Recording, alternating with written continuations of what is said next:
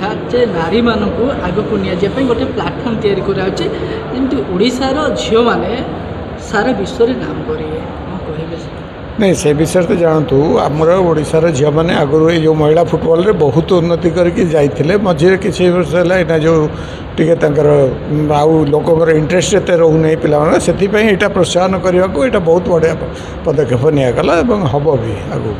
जदि देखिए सारा ओडिशा रु केते पिला एथिरे जोग सारा ओडिशा रु आमर देखो 8टी टीम नहीं जो मैंने टीम अच्छी तेणु 8टा मिनिमम गोटे गोटे टीम रे 15 पिला रहिले 18 आम रखू 15 तेणु से अनुसार आप भावतु 100 पिला एथरे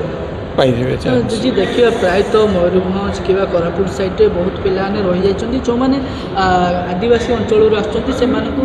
उचित प्लाटफर्म मिलू नहीं प्लाटफर्म उचित आस्ते आस्ते प्रमोशन बहुत कले ओडिशा फुटबॉल एसोसिएशन भी कलानी विभिन्न क्लब माने करछन्ती जेमती हम संगे जो नीता अंबानी ये एकेडमी अच्छी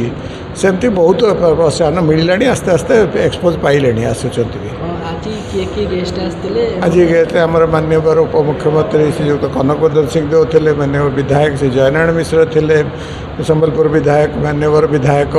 भुवनेश्वर एकाम्र बाबू सिंह थे जगन्नाथ प्रधान